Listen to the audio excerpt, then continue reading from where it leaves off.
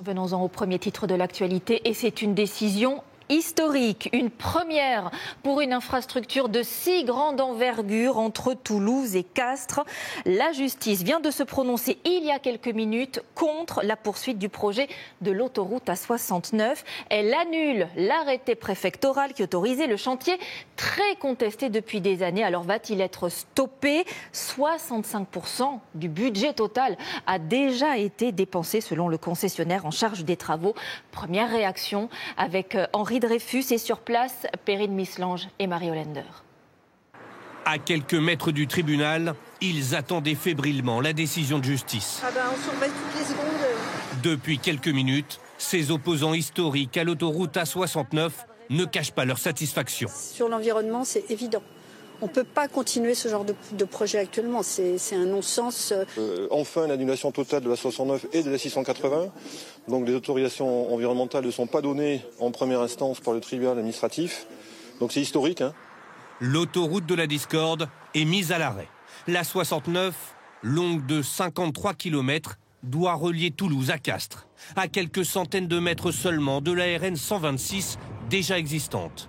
Un chantier colossal déjà très avancé. Le bitume n'a pas encore été coulé, mais le tracé est en partie réalisé. À Toulouse, certains habitants pensent que ce projet est anachronique. Ce qui a été pensé n'est plus valable aujourd'hui. Alors, faut-il arrêter le projet maintenant ou pas ? À mon avis, il faut l'arrêter. Mais à l'autre bout de l'autoroute, à Castres, la plupart des gens y voient un avantage évident. Moi, je fais le trajet tous les jours, Castres-Toulouse. Donc c'est sûr que si on peut gagner ne serait-ce qu'un quart d'heure par trajet, c'est bénéfique pour nous.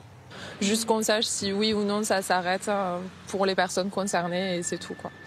Pour les promoteurs, ce nouvel axe devait désenclaver le sud du Tarn. C'est la première fois en France qu'une infrastructure routière d'une telle importance est interrompue par un jugement. L'ouverture de cette autoroute, si contestée, était prévue fin 2025. Plus de la moitié du chantier a déjà été réalisé.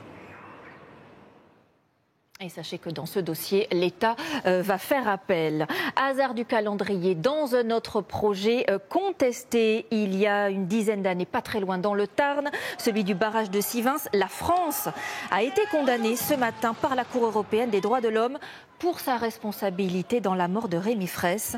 Ce jeune homme de 21 ans avait été tué en octobre 2014 par l'explosion d'une grenade offensive lancée par un gendarme lors de manifestations qui avaient dégénéré.